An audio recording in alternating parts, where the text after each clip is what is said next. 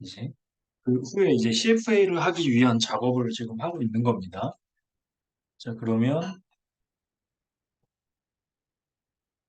여기 데이터는 갖고 왔고요. 여기 옆에 Analysis Property라고 있습니다.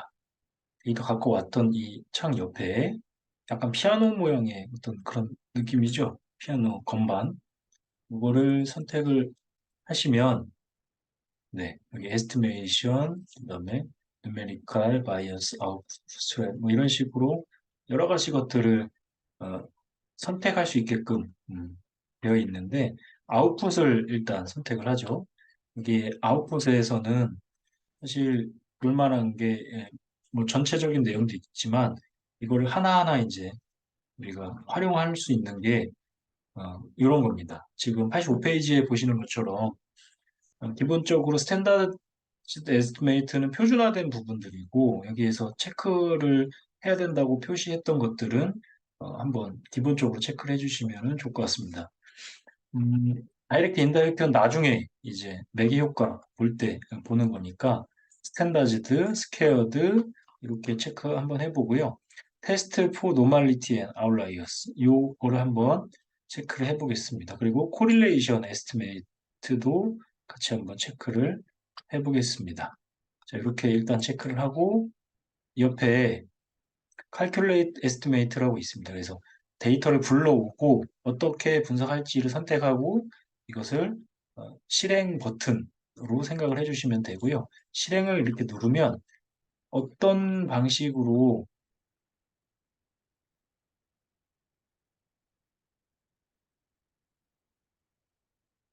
어떤 방식으로 실행할 거냐 이제가 될 거고요. 여기 안에는 바로 모형을 저장을 해야, 그러니까 모형을 저장을 해야 실행이 됩니다. 모형을 저장하지 않으면 실행이 안 됩니다. 그래서 제가 CFA라고 눌렀고요. 지금 여기에서 뭔가 메시지가 나와서 필요한 게 지금 estimate, mean and intercept 이게 필요하다고 해서 일단 이를 체크하고 다시 calculate를 하겠습니다. 그러면 이렇게 결과치가 나오는데 SPSS 같은 경우는 출력 결과 화면이 별도로 있잖아요. 얘 같은 경우에는 이 밑에 여기 보이시죠? 뷰 텍스트라고 되어 있는 이 부분을 클릭을 하시면 이렇게 나옵니다. 그래서 모델 핏, 지금 모델 핏 영역에 가면 C민이라고 되어 있는 부분이 있는데 이게 카이스케어 값입니다. 시민 값이. 이 카이스케어 값은 어떤 면에서는 우리가 적합도 검정을 하는 부분이다라고 말씀을 드리는데 적합하다, 적합하지 않다를 판단할 때 P 값이 0.05보다 크면 적합하답니다. 다시 P 값이 0.05보다 크면 적합하다 이렇게 판단을 합니다. 이런 카이제곱 검정의 방식을 우리가 절대 적합 지수 뭐 이런 식으로 표현을 하는데 이 카이제곱 검정이 음, 지금과 같이 0.05보다 커야 되는데 왜 0.05보다 작으냐 이렇게 나오는 경우도 있어요. 이게 뭐냐면 데이터의 수가 많게 되면 카이제곱 검정이 P값이 작아지는 경향이 생기기 때문에 모든 검정 자체들이 그래서 어떤 경우에는 카이제곱 검정의 P값에 대한 해석이 크게 유용하지 않을 수도 있습니다. 어쨌든 지금 이 값은 유의하다, 즉 적합하지 않다라는 의미로 보여지긴 합니다만 카이제곱 검정의 결과가 유의한 경우와 유의하지 않은 경우가 나올 수 있고 유의하지 않을 때, 그러니까 유의하지 않을 때가 좋은 거지만 유의하다라고 나오면 데이터의 수가 충분히 많을 때 그렇다라는 겁니다. 아까 우리가 한 대략 690여 개의 데이터를 쓰고 있었죠. 그러니까 데이터가 많으면 P값이 작아지는 경향이 생기기 때문에 그 상황으로 지금 카이스케어에 대한 적합성 검증의 결과는 통계적으로 유의하다, 즉 적합하지 않다라는 의미로 나온 게 아닌가 싶습니다. 그래서 요거는 그렇게 정리를 하면 될 것 같고요. 보면 여기에 GFI, CFI, CFI라고 보이시죠? CFI라는 값이 우리가 많이 보는 값들 중에 하나고요. GFI도 있습니다. CFI는 어쨌든 피팅 인덱스의 개념이고 NFI, TLI 뭐 이런 값들도 다 일정 기준, 그러니까 0.9 이상의 값이 나와야 된다라고 표현을 합니다. 이게 어떤 측면에서 보면 GFI나 CFI 같은 것들은 어떤 측면에서는 설명력 같은 느낌이에요.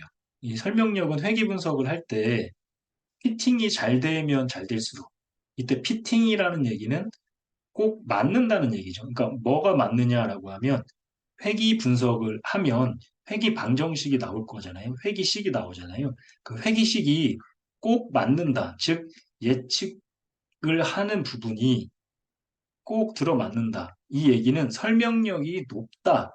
다시 말해서 적합도 지수들이 일정 수준 이상으로 높다라는 측면으로 생각을 해주시면, 연결을 그렇게 해주시면 크게 다르지 않을 것 같습니다. 그래서 개념적으로 뭐 R제곱의 의미를 생각을 하시면서 이런 수치들을 살펴봐 주시면 좋을 것 같고, 다만 경우에 따라서 이 R제곱은 우리가 사회과학에서는 0.3 이상이면 충분히 괜찮다라고 판단하고 진행을 한다고 말씀드렸지만, 구조방정식을 실행할 때, 에이모스를 실행할 때는 0.9 이상의 적합도 지수들의 수치를 요구하는 경우가 많습니다.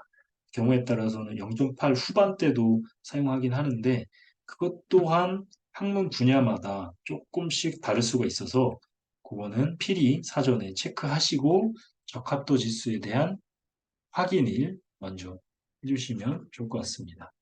이렇게 조금 적합도 지수가 뭐 거의 대체적으로 다 높은 수준에서 나타나고요. 밑에 내려보면 RMS EA라는 부분이 있는데, 이 루트라는, 그러니까 R은 여기서 루트입니다. 민 스퀘어드 에러를 에버러지한, 그러니까 지금 그 MSE라는 것은 결과적으로 오차에 관련된 내용이고요. 이 오차는 어떻죠? 우리가 작으면 작을수록 좋다는 얘기죠. 그래서 이 RMSEA도 값이 작으면 작을수록 좋다라고 판단을 해주시면 됩니다. 그래서 보통은 이 RMSE에 대한 판단 기준들도 제가 여기 전체적으로 82페이지에 정리를 해봤습니다. 그래서 P가 0.05보다 커야 되는 건 카이스퀘어고요. GFI나 CFI나 ACI나 이런 값들이 기준선이 있습니다. 그리고 RMS-EA도 값이 작으면 작을수록 선호하는 경우가 더 생깁니다. 오차가 작아지니까. 네, 그런 부분들은 한번 82페이지를 참고하셔서 기준을 한번 찾아보시기를 바랍니다. 자, 지금 우리가 확인적 요인 분석을 하고 있는 단계인데, 적합도 지수에 대한 내용을 먼저 살펴보고 이것이 크게 문제가 없다면, 그러면 그 다음 단계인 바로 83페이지와 같은 실제 매개 효과를 살펴보는 작업으로 진행이 됩니다.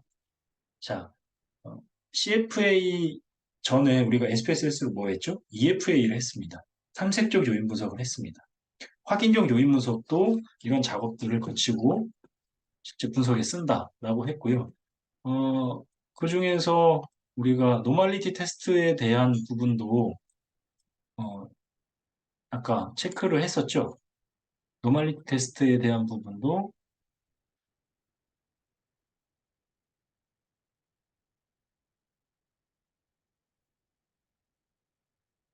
체크를 했습니다. 스탠다드 리그레션이라든지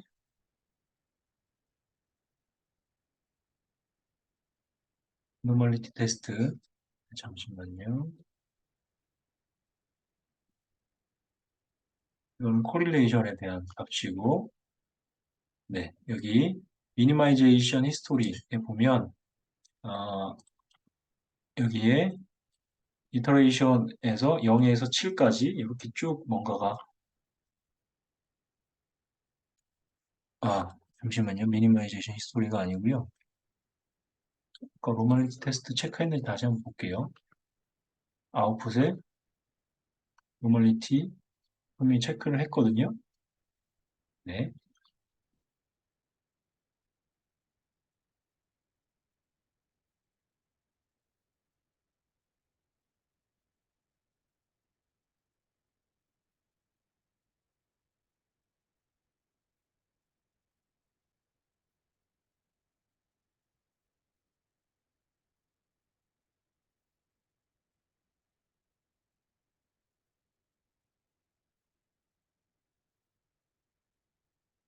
노멀리티 거기 제가 못 찾고 있죠? 노멀리티가 나오는데,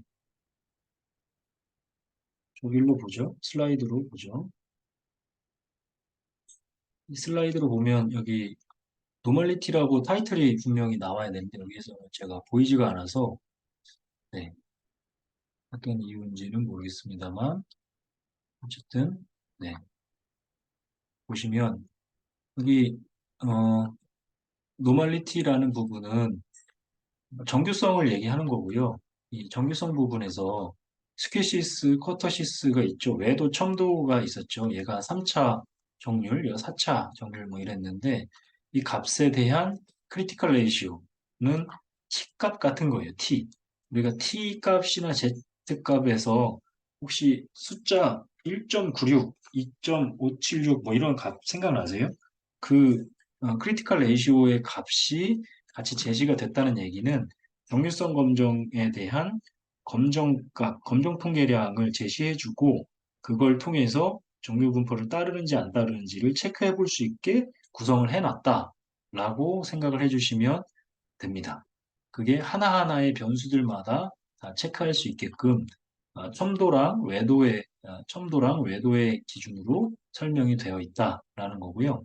멀티베리에이트는 다별량적 관점에서 봤을 때 음, 그렇다라는 의미로 제시를 한 겁니다. 여기에서 제가 1.96보다 작아야 정규성이다라고 말씀을 드렸는데 왜냐면 이게 크면은 벗어나는 거잖아요. 그러니까 기강력 안으로 들어가게 되는 거니까 1.96보다 작은 상태에서 확인을 해주시면 됩니다. 그리고 1.96보다 작다라는 의미는 결과적으로 양측 검정을 얘기하는 겁니다. 그리고 SPSS에서 정규성 검정을 하는 방법은 우리가 어, 데이터 탐색에서 도표의 옵션이 있었죠. 그 부분도 제가 여러 차례 보여드리고 말씀드렸으니까 잘 정리해 주셔서 추후에 활용하실 수 있었으면 좋겠습니다. 어쨌든 크리티컬 레이시오 값이 다 작은 상태이기 때문에 뭐 군데군데 이렇게 큰 부분도 있긴 해요. 이렇게 1.92, 뭐 이거는 1.96보다는 작긴 하지만 두 번째 변수는 뭐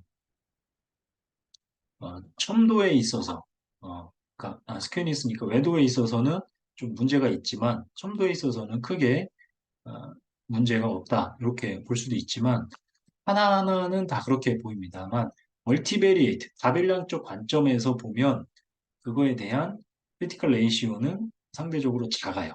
1.96보다 많이 작습니다. 그래서 정규성을 가정을 하고 접근할 수 있다. 이렇게 생각을 해주시면 됩니다. 제가 체크했던 부분에서 이게 안 보이니까 조금 네, 혹시나 제가 놓친 게 있어서 뭔가를 안 보였나 해서 다 클릭을 해봐도 사실 이게 보이지가 않죠? 이게 무슨 이유인지는 제가 잘 모르겠네요. 코릴레이션은 네, 여기 PAR이라고 되어 있는 이런 부분들은 지금 요거랑이 당연히 1이고 1이랑 2가 어떤 코릴레이션이 나와야 되는 그런 구조죠. 그러면 그 얘기는 이 잘 보시면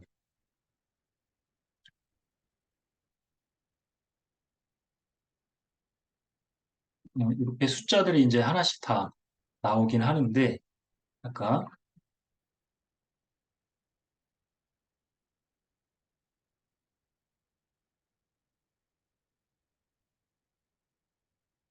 리그레이션 여기 에스티메이트 값을 보면 여기 라벨이 붙어 있어요. 라벨이 뭐냐면 지금 주관적 규범에서 V2로 가는 거를 우리는 PAR 1이라고 할 거야. 그러니까 주관적 규범에서 V2로 가는 이 뜻은 지금 이거죠. 이게 이거에 대한 상관계수를 지금 보고 있다라는 얘기를 하는 거예요. 얘랑 얘에 대한 관계성을 보고 있다. 이런 식으로 라벨링이 지금 하나씩 다 붙어 있습니다. 그래서 여기 끝까지 보면은 18개까지 지금 붙어 있고 이 뒤에는 또 다른 라벨링, 베리언스에 관련돼서는 또 다른 라벨링, 이건 인터셉트에 관련된 라벨링, 이런 식으로 다 되어 있습니다. 그 밑에 스퀘어드 멀티플 이제 코릴레이션에 관련해서는 상관관계를 제곱한 거잖아요. 상관관계를 제곱했다. 회귀 분석 설명드릴 때 상관관계를 설명할 때 상관계수라는 말을 했었는데 상관계수 값이 제곱된 형태로 보여지면 이게 뭐죠? 어떤 의미에서는 설명력에 대한 의미죠. 스퀘어드 멀티플 코릴레이션이니까 설명력에 대한 의미들이 보여질 수 있는 거 이렇게 보시면 될 것 같고요. 여기 코릴레이션스와 코베리언스 공분산이라는 영역이고 얘는 공분산을 표준화한 상관계수가 나오죠. 주관적 규범하고 행동 의도하고의 상관관계는 이렇고 행동과 행동 의도의 상관관계는 이렇고 행동과 주관적 규범 간의 상관관계는 이렇다라고 결과가 제시가 되었습니다. 이거는 상관관계, SPSS로도 상관계수를 출력할 수 있는 그런 부분으로 생각을 해주시면 됩니다. 자, 그러면 확인적 요인 분석을 하고 있는 단계에서 적합지수도 봤어요.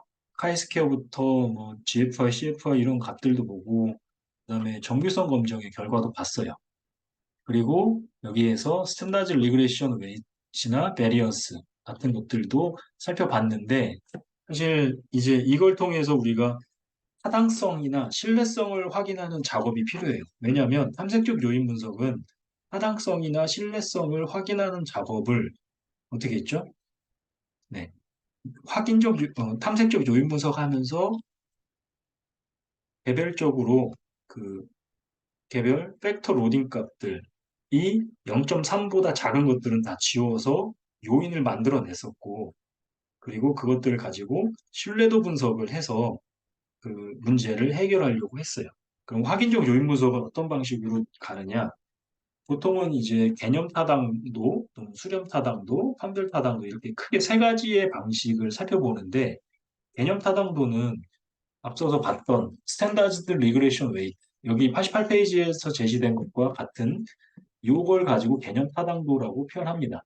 여기에 스탠다드 리그레이션 웨이트 0.5보다 크면 그러니까 전체가 다 0.5보다 크면 개념 타당도를 확보한다라는 식으로 설명을 하고요. 수렴 타당도의 부분에서는 어, 이제 우리가 분산 추출 지수라는 거 AV I 값을 가지고 그걸 통해서 수렴 타당도를 추출합니다. 그리고 판별 타당도 같은 경우에는 수렴 타당도에서 추출된 걸 가지고 상관계수에 제곱하고 비교를 해서 이게 적합하냐, 적합하지 않냐 이런 작업을 거칩니다. 그래서 확인적 요인 분석의 작업 방식이 탐색적 요인 분석보다는 조금 더 체크하는 부분이 있습니다. 그래서 개념 신뢰도나 AVI, AVE, 그다음에 판별 타당도를 볼 때 이 개념 신뢰도의 영역은 수렴 타당성을 보는 부분입니다.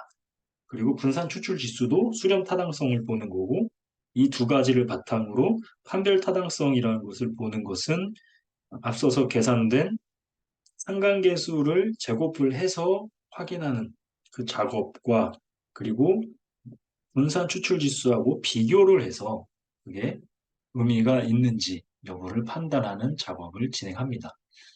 잘 보시면 여기 개념 신뢰도의 부분하고 평균 분산 추출이라는 부분하고 이제 제시를 해놨는데 평균 분산 추출의 방식이 두 가지의 방식이 있습니다. 헤어의 방식은 지금과 같은 n은 데이터의 개수겠죠? n으로 표준화 추정치, 표준화 개수를 제곱한 걸 더해서 나눠주는 겁니다. n으로. 그걸 계산을 해야 되고 또 포넬 같은 경우의 방식으로는 지금 표준화 추정치, 다시 말해서 표준화 개수를 제곱한 걸 다 더해서 측정 오차랑 더해서 그걸 분모로 두고 다시 앞에 표준화 추정치의 제곱을 다 더하는 방식. 그래서 AVE 값을 구하는 방식이 두 가지가 있는데 공교롭게도 어떤 걸 많이 쓰냐는 선택의 문제지만 그 과거부터 좀 많이 써왔던 것은 지금 포넬의 방식을 많이 써오긴 했습니다. 그리고 이 방식과, 포넬의 방식과 유사하게 개념 신뢰도라는 방식이 있는데, 얘랑의 밑에 AVE 값의 차이는 제곱해서 더했느냐, 더한 다음에 제곱했느냐, 그 차이입니다. 식은 차이가 없습니다. 그 부분만 차이가 있고, 개념 신뢰도와 평균 분산 추출에 관련해서는 그렇게 체크를 해주시면 됩니다. 데이모스에선 이걸 계산을 따로 해주지 않아요. 그러니까 우리가 이거를 계산을 따로 해야 된다라는 얘기고, 계산을 따로 하려면 아웃풋을 가지고 엑셀로 가서 별도로 정리하는 작업이 필요하다라는 겁니다. 자, 여기 보시면 아까 제가 스탠다드 리그레션 웨이트라는 게 표준화 추정치 여기라는 겁니다. 표준화 추정치는 표준화 계수 이렇게 다시 정리하셔도 됩니다. 표준화 계수. 측정 오차는 어디에 있느냐? 베리언스에 보면 베리언스 안에 E1부터 E9까지 1부터 9까지 2라고 붙어 있는 건 우리가 오차 에러텀이거든요. 그러면 이걸 1부터 9까지의 에스티메이트 값이 각각의 뭐다? 추정치, 측정 오차에 대한 이 에스티메이트가 추정값이니까 측정 오차다 이렇게 정리하시면 됩니다. 그러니까 사실 이 값들은 다 주어집니다. 어디에? 스탠다드 리그레이션 웨이트에 그리고 베리언스의 E1부터 뒤에 2라고 붙어 있는 그 값들의 추정치, 에스티메이트 값. 그럼 그걸 활용해서 산식을 만들어서 넣으면 됩니다. 근데 보시면 주관적 규범 3개, 행동 오도 3개, 행동 3개 이렇게 있습니다. 3개, 3개, 3개씩. 그죠? 3개, 3개, 3개씩이니까 그거를 잘 지켜서 만들어야 됩니다. 자, 새롭게 엑셀을 이를테면 이런 거예요. 지금 주관적, 이거를 하지 말고 저기 아웃풋으로 갖고 오죠. 이게 스탠다드 리그레이션 웨이시죠? 얘를 선택해서 카피, 카피합니다. 그래서 여기에 붙여놓고 우리가 필요한 거는 이 에스티메이트 값이니까 일단은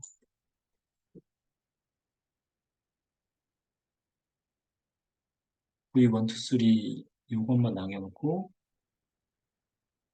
일단 이렇게 지울게요. 얘랑 그 다음에 아까 베리언스에서 여기 베리언스에서 이 1부터 이 9까지, 이 9까지 있죠. 얘를 복사, 카피. 그래서 컨트롤 V 하면 결과적으로 이 에스티메이트 값인데 요거죠, 요거. 요겁니다, 요거. 얘가 필요한 거죠. 그래서 이게 헷갈리시면 이거를 표준화 계수. 표준,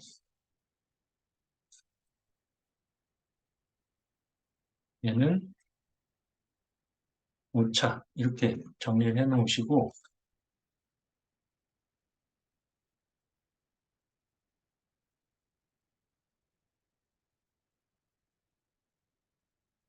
이제 계산을 하는 거죠. 그러면 아까 개념 신뢰도가 있었고,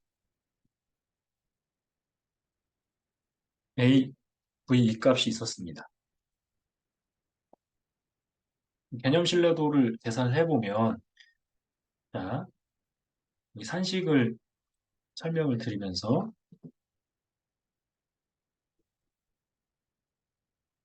위에 표준화 추정치를 더한 다음에 제곱했어요. 더한 다음에 제곱하고 측정 오차를 더했어요. 그러면 이거는 표준화 추정치를 더한 다음에 제곱했어요. 썸을 합니다. 어떻게 해요? 이거 3개. 왜냐하면 3개가 뭐였어요? 주관적 규범이라는 내용이었죠. 3개를 더한 다음에 이걸 제곱했고 다시 더했어요. 그리고 이거에 대해서 또 더할 때 측정 오차라는 것을 같이 더했어요. 그죠? 그러면 이게 뭐가 됩니까? 이게 분모가 되는 거고,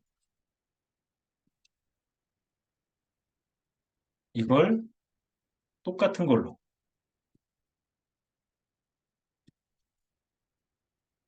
이렇게, 그죠?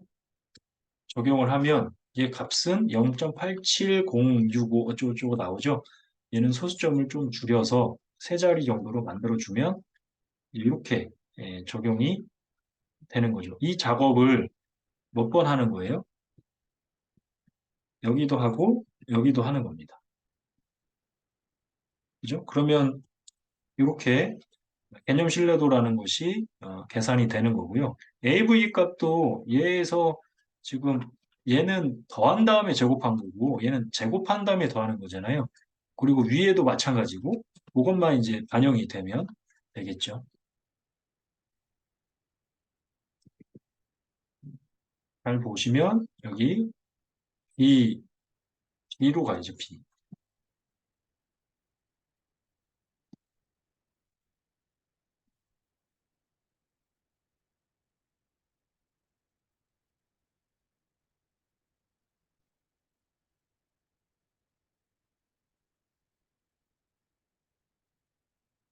그냥 하나씩 쓸까요?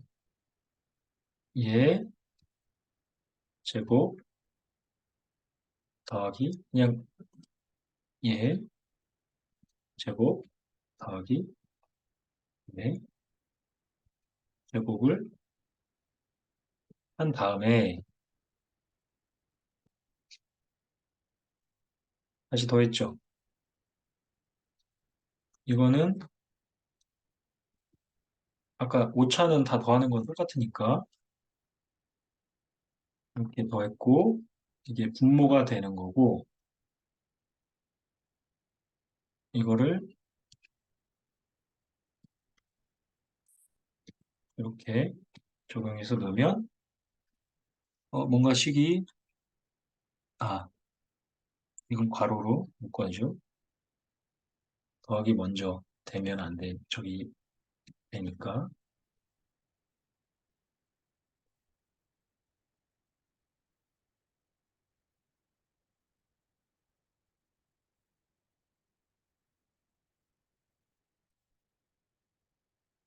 그럼 이게 이제 맞는 겁니다. 0.963 이렇게 됐죠. 괄호 잘 주의해서 어, 적용하시고요. 그러면 이런 식으로 AV 값도 계산이 산출이 돼서 나옵니다. 개념 신뢰도도 손으로 우리가 구해야 되고요. AV 값도 손으로 구해야 되는 상황입니다. 그래서 그거를 제가 정리를 해놓는 부분이 이제 91페이지에 대한 내용이고요. 아까 상관계수에 대한 제곱이 필요하다고 했었죠. 상관계수의 제곱하고 뭐하고 비교한다? AV 값하고 비교를 합니다. 그러니까 상관계수의 제곱은 주관적 교범 행동, 그다음에 행동 의도. 아까 이 부분은 어디에 있었냐면 correlation 이 부분입니다. 0.344, 422, 403 이 부분을 따다가 각각을 제곱을 해놓는 겁니다. 그러면 제곱한 거하고 뭐랑 비교한다? 네. AV 값하고 비교했을 때 그 내용이 AV 값이 상관계수의 제곱보다 크면 판별 타당도를 확보한다. 상관계수의 제곱보다 다 크죠. 지금 0.118, 178, 162 이러니까 AV 값이 다 크죠. 지금 저는 헤어까지도 이제 넣어놓긴 했는데 일단 네, 요렇게 결과를 활용해서 써주시면 됩니다. 여기 판별타당도, 상관계수 제곱, 상관계수까지. 그리고 이 내용 중에 이것도 포함이 돼야 되겠죠. GFI, CFI 이런 적합도 지수, 파이 제곱값까지도 다 포함이 되어야 됩니다. 아쉽게도 지금 엑셀 파일로 보여드렸는데 이 개념 신뢰도나 이런 판별 타당도나 이런 부분은 에이모스가 자동적으로 계산을 해주지 않아요. 그래서 그거는 직접 손으로 계산을 하셔야 됩니다. 혹시 이게 필요하다면 제가 이거 저장해서 같이 공유 드릴까요, 지금? 네.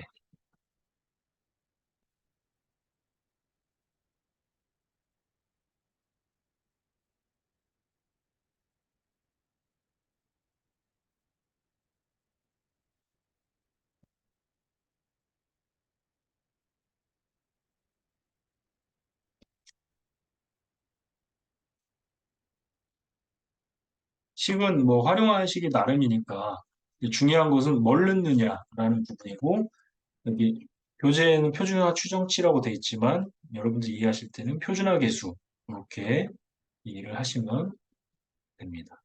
그러니까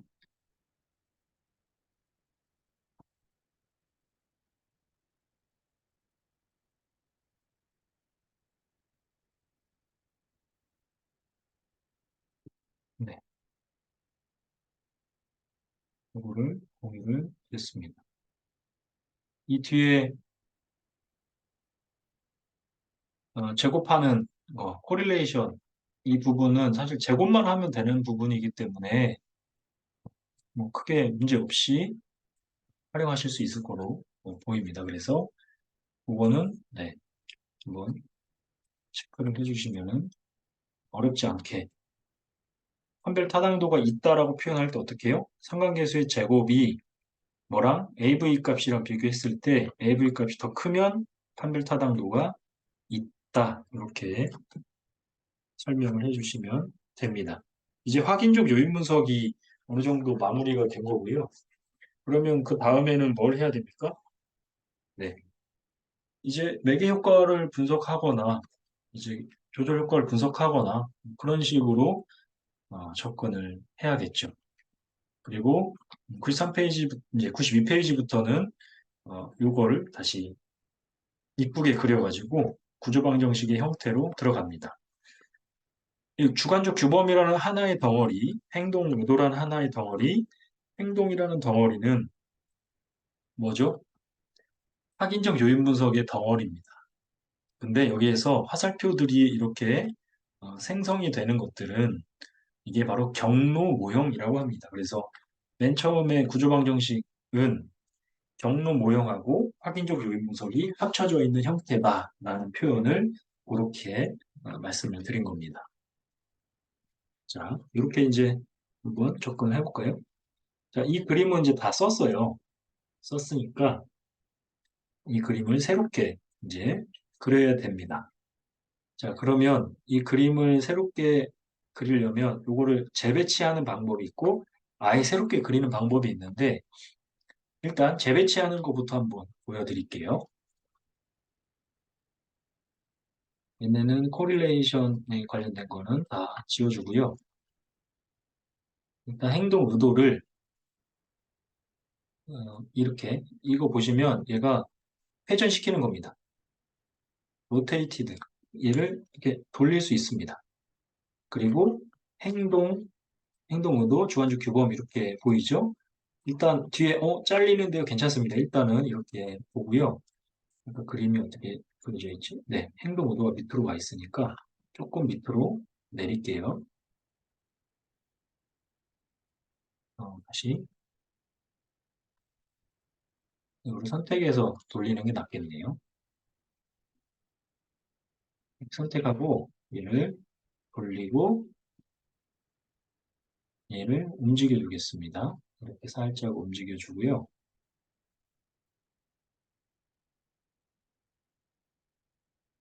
주관적 규범이 얘한테 갔다가 얘가 이렇게 갔다가 얘가 이렇게 가는 거죠. 지금 그리고 행동 구도가 밑으로 내려가야 되는 상황이죠. 그리고 또 하나는 얘는 구조 오차가 이제 생깁니다. 구조 오차 이름을 10번째로 넣을게요. 자, 구조 오차가 만들어졌고요. 이걸 다시 사이즈를 이 사이즈로 줄여서 보고요. 또 이거 옮기면서 작업하면 됩니다. 또 선택을 해서 이렇게 옮기고 다시 얘도 선택을 해서 옮기고 얘를 조금 내리면 되겠죠? 그 전에 얘 사이즈를 조금 줄일까요? 이렇게 너무 커 보이니까 잠깐 줄이고 이렇게 조금 줄여놓고 자 얘를 밑으로 내리는 거죠.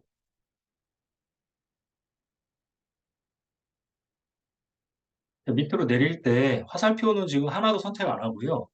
지금 하원하고 네모만 선택해서 옮기고 있습니다. 그 부분을 잘 보셔야 됩니다. 얘를 같이 안 옮겨가지고 너도 따라와 이렇게. 자, 그러면 이제 비슷해져 가고 있어요. 이렇게 정리가 되고요. 그 다음에 다시 리사이즈 하면 네, 얼추 맞게 그림이 그려지고 있는 것 같아요. 그리고 얘는 이렇게 보면 좀 미우니까 얘를 움직일게요. 이렇게.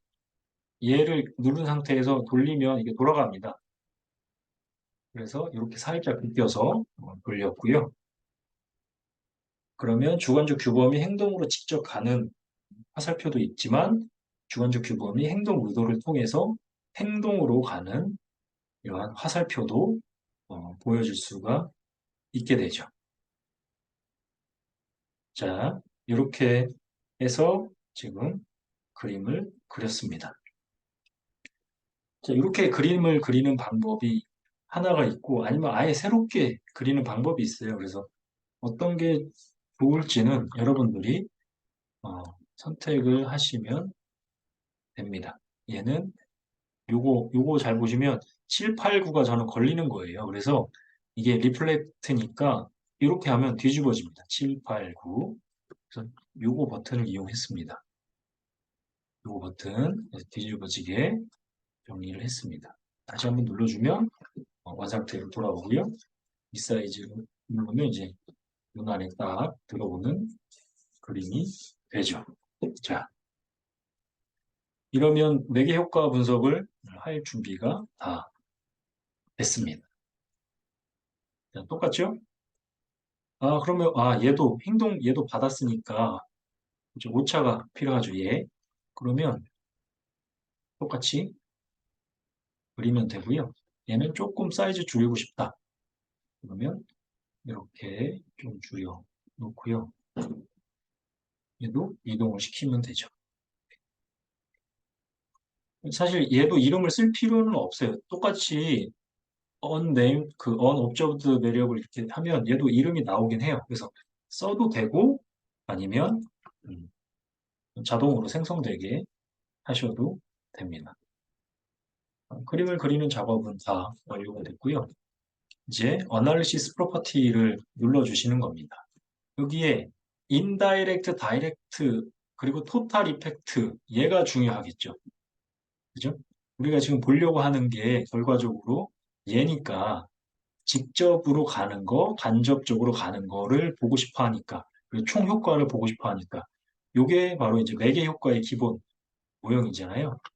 그리고 여기에 제가 체크할 수 있는 것들을 이렇게 넣어놨는데 여기 밑에 modification indices는 이게 수정 지수라고 얘기하는데 이거는 모형을 임의대로 수정할 수 있도록 그러니까 어떤 수치 이상을 넘어가는지를 보여주는 그게 드러나면 모형을 이렇게 저렇게 수정해도 된다라고 지시해주는 형태의 수치입니다. 근데 일단은 얘는 제가 제외를 했어요. 여기에서 먼저 중요한 부분이 아니고요. 그리고 부스트랩이라는 창이 있는데 여기 보시면 이걸로 설명하는 게 낫겠네요. 부스트랩. 퍼폼 부스트랩은 몇 번 돌릴 거냐라는 거죠. 지금 200이라고 되어 있는데 어, 많이 돌릴수록 좋긴 하죠. 근데 너무 많이 돌릴 수는 없고 노트북에 한계가 있을 수 있죠. 여러분들 보통 노트북 쓰시니까 랩탑을 어, 쓰시면 뭐 네, 괜찮습니다. 어쨌든 전 보통은 1000회 이상은 하시면 될 것 같고요.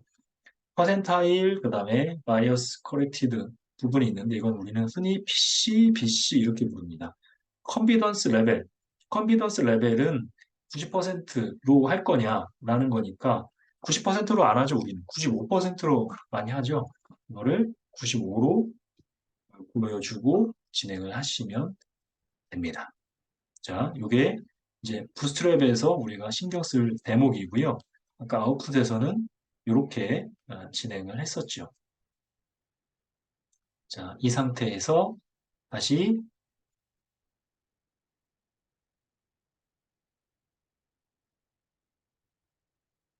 실행을 하려고 했더니 여기 뭐라고 써 있어요?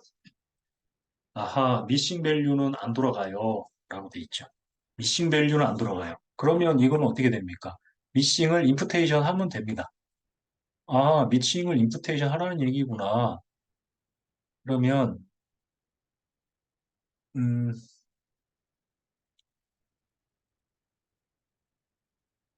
어널리시스의 미싱 밸류 임putation이 네, 여기 데이터 임putation이 있습니다. 애널라이즈의 데이터 임putation 얘를 눌러줍니다. 그러면 이제 데이터를 리그레션 임putation으로 할 거냐, 뭐 베이지안의 방식으로 임putation 할 거냐, 여러 가지 방법이 있는데 일단 저는 네, 리그레션 디폴트로 되어 있는 걸로 하겠습니다. 그리고 임putation 할 때 컴플릿 된 데이터는 샘플 1, 지금 기존 쓰고 있는 게 샘플 1이었죠. 거기에 언더바 C라고 되어 있는 부분이니까 언더바 C로 넣겠느냐, 여기서 파일 네임을 아니면 따로 별도로 지정을 해서 해당하는 위치에다가 넣을 거냐 이런 얘기를 하는 거고요. 사실 이걸 실행하면 지금 샘플 1 언더바 C 요게 되는 겁니다. 이미 저는 만들어 놨으니까 그런 상황일 경우에는 이렇게 대처하시라고 말씀을 드리는 거고요. 데이터만 바꾸면 되죠.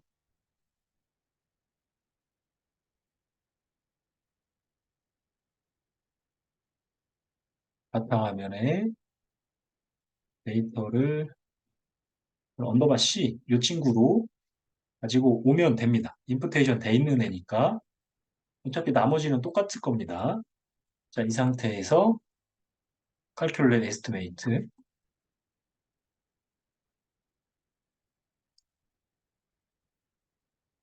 네. 뭐 이름이 뭔가 여기 이름이 다 들어가 있다라는 얘기네요. 이름이 다 들어가 있으니까 이거 쓰면은 겹친다라는 거예요. 그러면 그냥 임putation 하죠 뭐. 이거는 데이터가 임putation이 아니라 그 전에 데이터. 네. 그 전에 데이터를 임putation 하죠 뭐. 샘플 1. 그냥 그걸 그냥 쓸 걸 그랬네요. 이거를 다시 갖고 와서 데이터를 임putation 하는데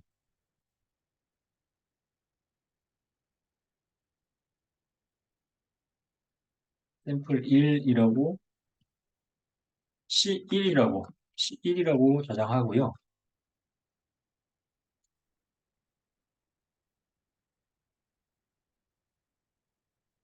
input 그러면 어쩌고저쩌고 됩니다. 그리고 뭐 끝났다고 되면 이거를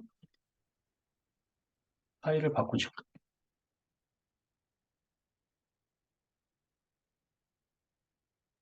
얘죠, 얘. 얘로 바꾸고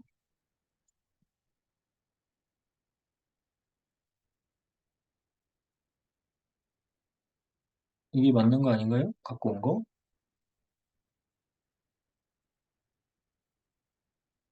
아, 똑같은 상황이 생겼네요. 그럼 이름을 바꾸죠, 뭐. 얘를 F1으로 하겠습니다. 얘를 그냥 X로 할까요? X. 얘는 M, 얘는 Y로 하겠습니다. 그 다음에 실행을 하면 이름이 겹치면 이게 나오지가 않으니까 이제 그런 상황이 된 거고요. 일단 돌아갔습니다. 그리고 결과를 보면 맨 처음에 모델 핏을 봐야 되고요. 이 모델 핏에서 12는 하이스케어 값을 말씀드렸다고 했고 CFA, TLI 뭐 이런 값들이 다 어느 정도 수치가 나오는 것을 확인할 수 있고 이거는 앞서서 봤던 거랑 크게 다르지 않을 겁니다. 그리고 여기에 estimate 값에 여기에 보시면 스탠다드 리그레션 웨이 뭐 이런 거는 똑같아요. 이 스칼라라고 되어 있는 부분, 여기 스칼라라고 되어 있는 부분은 똑같아요. 근데 매트릭스라고 되어 있는 부분을 보면 여기에 뭐라고 써 있냐면 토탈 이펙트라고 써 있어요. 토탈 이펙트인데 스탠다드드 토탈 이펙트, 그러니까 표준화된 토탈 이펙트, 다이렉트 이펙트, 그리고 얘는 표준화된 다이렉트 이펙트, 인다이렉트 이펙트, 그다음에 얘는 스탠다드드 인다이렉트 이펙트 이렇게 되어 있고요. 잘 보시면 스칼라를 선택했을 때는 그냥 화면만 나와요.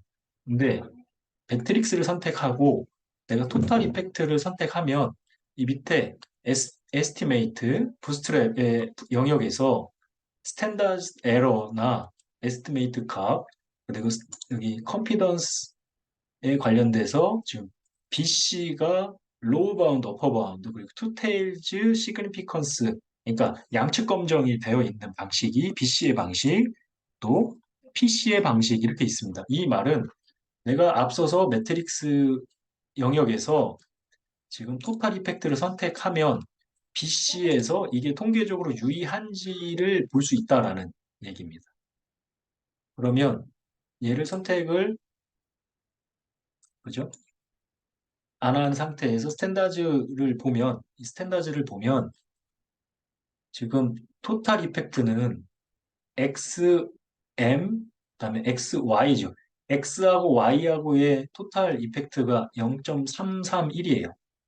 그리고 X에서 M으로 갈 때 0.258이에요. 그죠?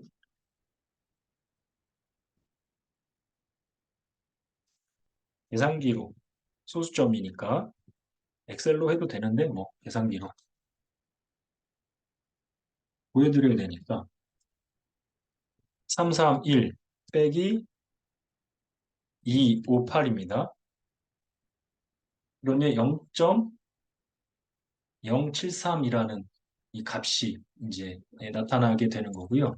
이게 토탈 이펙트, 이게 로우 바운드, 어퍼 바운드, 투테일즈 이렇게 잠시만요. 이게 에스티메이트 값이 선택이 돼야 됩니다. 에스티메이트 값. 지금 이 BC 중에 다른 게 선택됐네요.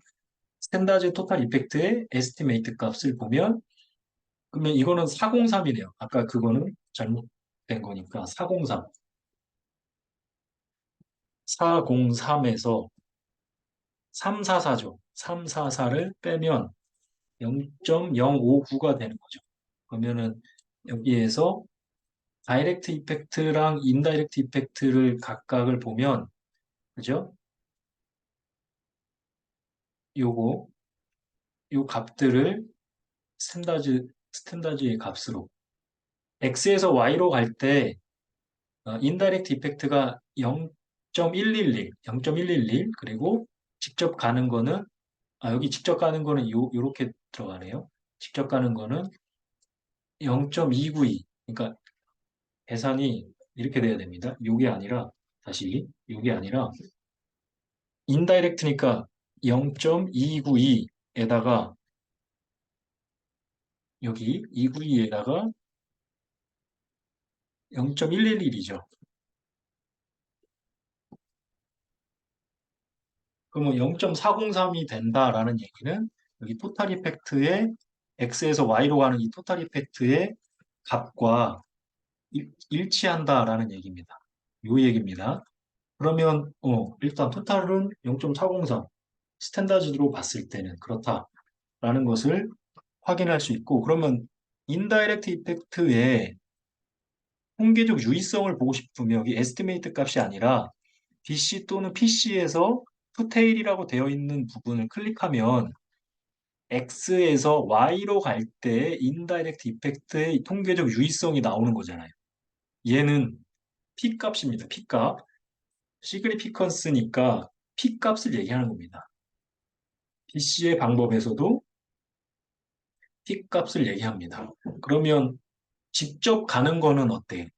다이렉트에서 직접 가는 거, 지금 얘도 투테일 선택됐으니까 얘도 P값입니다. 직접 가는 것도 유의한데, 간접적으로 가는 것도 유의하다. 그런 얘기는 매개 효과가 있긴 있는데, 부분 매개의 효과가 있다라고 정리가 될 수 있다라는 거죠. 자, 그 내용이 지금 93페이지 이후에 정리가 됐습니다. 그러면 파이 제곱, df 뭐 이런 내용들은 잘 정리를 보신 대로 하실 수 있다라는 거고, 그리고 여기에서 MI 지수는 아까 제가 설명 제외한다고 했습니다. 97페이지에서 비표준화 추정치, 표준화 추정치, 표준화 추정치라는 의미는 표준화 계수, 비표준화 추정치라는 얘기는 비표준화 계수 이렇게 보시면 됩니다. 에스티메이트 값이니까 추정치라는 표현을 쓸 때도 있습니다. 그거를 설명을 드린 거고요. 여기에서 오차 분산, 아까 우리 넣었던 거 있죠? 그겁니다. 그리고 개념 신뢰도, 평균 분산 추출, 요거 계산을 했었죠. 우리 아까 엑셀로 계산을 했었죠. 그리고 토탈 이펙트, 인다이렉트 이펙트, 다이렉트 이펙트 제가 다 캡처를 해놨습니다. 그래서 403, 292, 0.111 요거는 403은 결국 292 더하기 111이잖아요. 그러니까 이 부분도 통계적인 유의한 의미를 다 담아낼 수 있다라고 정리가 된다라는 겁니다. 이게 에이모스를 활용해서 매개 효과를 살펴보는 방식입니다. 그죠? 그러면 하나하나를 우리가 시그니피커스한 여부를 제시해 주기 때문에 해석하는 거의 입장에서는 사실 P값으로 해석하는데 크게 무리가 없다라는 얘기를 보실 수 있었습니다. 이 결과를 사용할 때는 에이모스 어떤 버전을 썼는지 그리고 어떤 방식의 추정 방법을 사용했는지, 답일량 정규성은 만족을 했는지, 이 답일량 정규성은 결과적으로 정규성에 대한 의미를 갖는 거고, 다른 평균 비교의 영역에서는 근분산성 내지는 유형성과 같은 전제 조건들이 만족이 되었는지를 설명하는 겁니다. 그리고 네 번째가 적합도 검정 결과에 대한 부분은 앞서 봤던 카이스케어 값, 그에 따른 통계적 유의성, 유의하지 않아야 그죠? 사용할 수 있다. 적합도니까.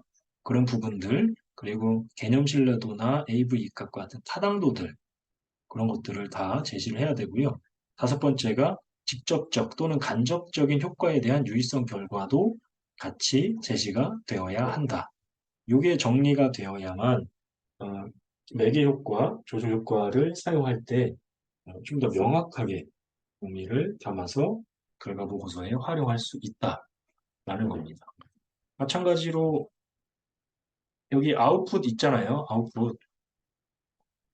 이 아웃풋은 컨트롤 C, 컨트롤 V가 되니까 조금 귀찮으시더라도 그 부분을 잘 활용하셔서 분석에 쓰시면 됩니다.